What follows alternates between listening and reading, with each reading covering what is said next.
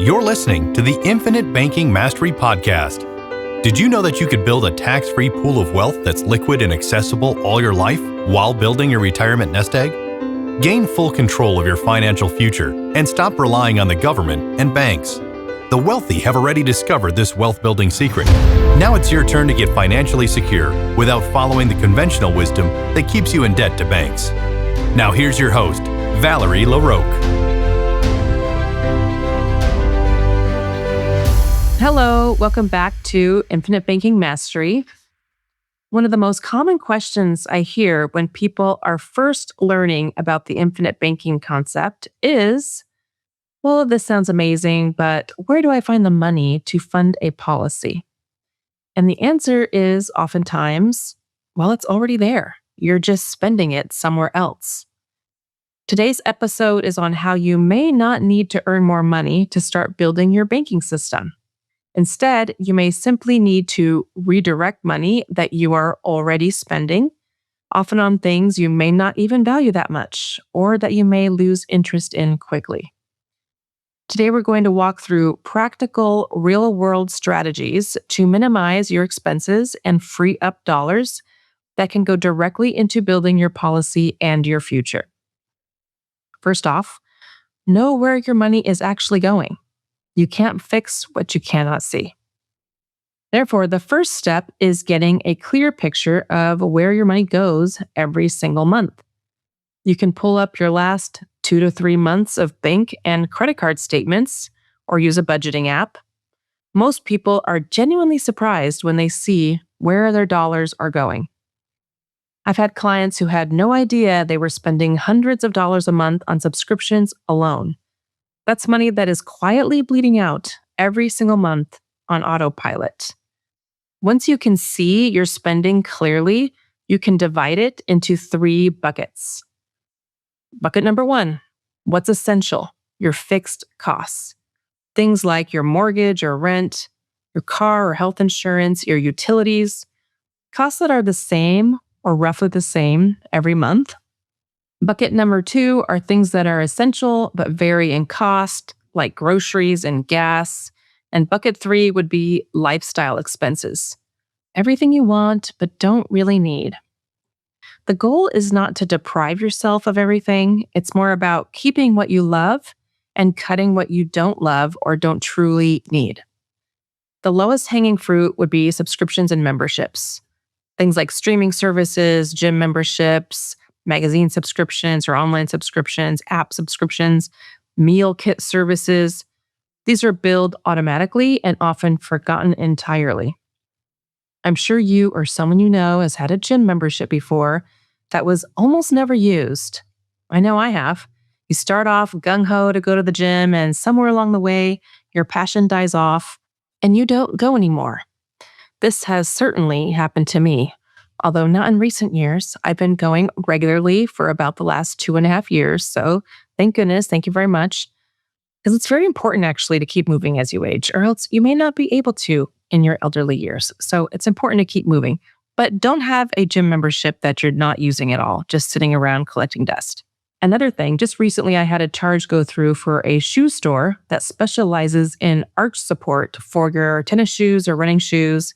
And I was like, wait a minute.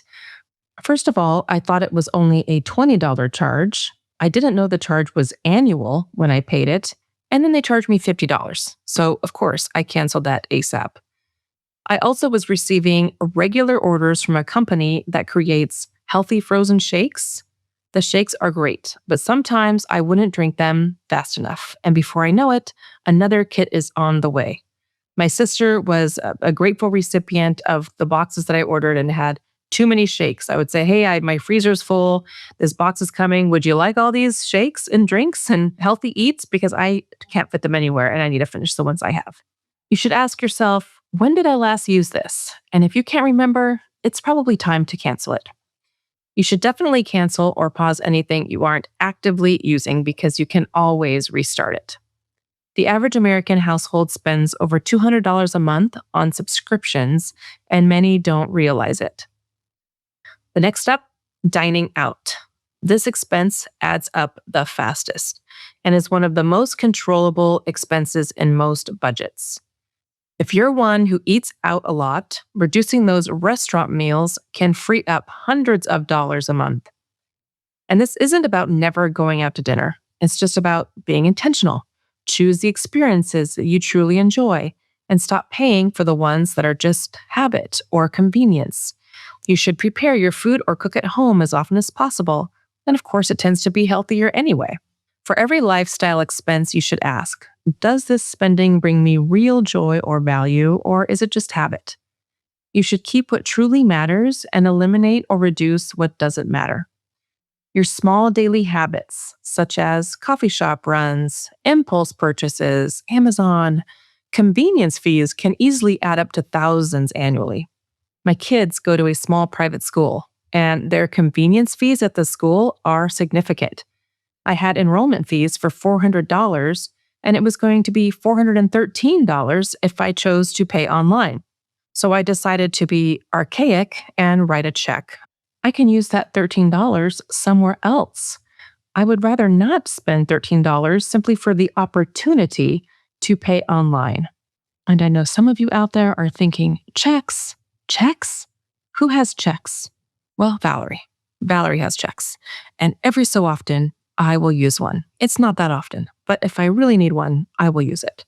In this case, I was glad because I was able to save $13. Another place to look for hidden savings in your fixed expenses are other types of insurance, such as auto and home. You may have set up your insurance years ago and then you never look at it again. Well, that can be a mistake. You should call your insurance providers for auto and home mostly. You can look into your health as well and ask for a full review. You may qualify for discounts you've never been told about. You can also shop around, of course. Rates change and it may save you a lot to switch companies, even though it may not be your favorite thing to do. Switching auto and home carriers can sometimes save $500 to $1,500 or more per year. I happen to have a 16-year-old son right now who started driving a few months ago. And so this is something we just went through. I loved my insurance company. They were fantastic, and I was not interested in switching insurance companies at all. I did not want to leave them. However, my insurance was going to increase by nearly $11,000 per year to add my son. Yes, you heard that correctly. Almost $11,000. I don't think so. So I reached out to a friend in the industry who was able to help me save major dollars. He's fantastic, I will add. He had actually helped me with the policy I was about to cancel, but then opened his own agency with a different company. So if you're in Washington and would like a referral to a super great auto and home agent, I would be happy to refer you. But can you imagine? $11,000? That's some serious cash that could be going to whole life premium contribution. Money that was about to leave my household forever. So it's definitely worth it to review your coverage and see if there are dollars that could be saved. If so, those dollars could be redirected to your banking system instead. Next up, phone, internet, and cable, if anybody has that, or the apps you stream for watching TV. These bills tend to creep up quietly over time. You should take the time to review them line by line. You can also call your providers and ask what they can do for you, or tell them you're considering switching or canceling. Every time I've called to close an account, they suddenly have a bunch of discounts to offer. If there are any streaming apps that you're not using, you should definitely remove them ASAP. A monthly review of your statements, it's also worth the time it takes. Sometimes there are errors on your bill. Every so often you might find recurring charges that aren't supposed to be there, or services you canceled that they are still billing you for. You could look into annual billing instead of monthly. Oftentimes you can pay less by paying once. Many service providers offer a discount if you pay annually rather than monthly. If you have the cash flow, locking in an annual rate can save you maybe 10 to 20% on services you use consistently. And what about groceries and gas? Those prices vary significantly between stores. A little comparison shopping, although Costco is definitely dangerous, so be sure to go in with a list and stick to it if you're trying to save dollars. your bill can so quickly add up to $600 if you're not careful, or at least ours does. You can plan meals before you shop. Unplanned grocery trips are expensive grocery trips. Or in my case, just taking my husband to the store is expensive. But planning grocery trips and planning weekly meals and do meal planning in general, this is something I do religiously. I think it's a great idea. Another thing you could do is stay on top of preventative maintenance. Keeping your car serviced, your HVAC maintained, and your home in good repair prevents the large, unexpected expenses that derail budgets. A $150 HVAC tune-up that prevents a $4,000 replacement is one of the best returns of investment that you'll ever get. Every dollar freed is a dollar that can work for you. You're not cutting expenses to suffer. You're cutting expenses to redirect capital into your own banking system. When you put those freed up dollars into a properly structured whole life policy, they don't just sit there. They begin growing tax deferred, earning dividends, and building cash value you can borrow against for any purpose. The money you were spending on a gym you never visited, subscriptions you forgot about, and insurance you overpaid for, that money can now be compounding inside a policy that also protects your family and is accessible. Even small amounts add up powerfully. You don't need to find thousands of dollars overnight if you don't have it. Finding even $200 to $500 a month in redirected expenses could be enough to start or grow a policy. Over 10, 20, 30 years, with the power of compounding dividends and tax-deferred growth, those redirected dollars become something remarkable. Nelson Nash, who developed the infinite banking concept, used to say, "To become your own banker, the first step is stopping the bleeding, to stop the flow of your dollars to everyone else's banking system and to start building your own." So the next time someone asks you where the money comes from to fund an infinite banking policy or a whole life policy for the purpose of infinite banking, who doesn't just have a large savings account sitting around, you'll know the answer. It's already there. It's in the subscriptions you forgot about. It's in the insurance you overpaid for. It's in the restaurant meals that were habit, not joy. It's in the slow, quiet leak of dollars that leave your household every month and never come back. The goal is to interrupt that leak and redirect those dollars into something that grows, protects, and compounds for you and your family.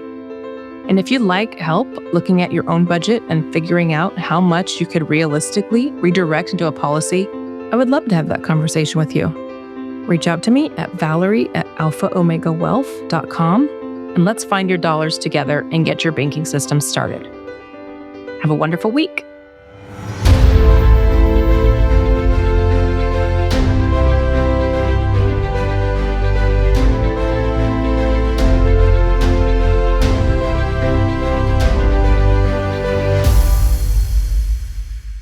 This is thepodcastfactory.com.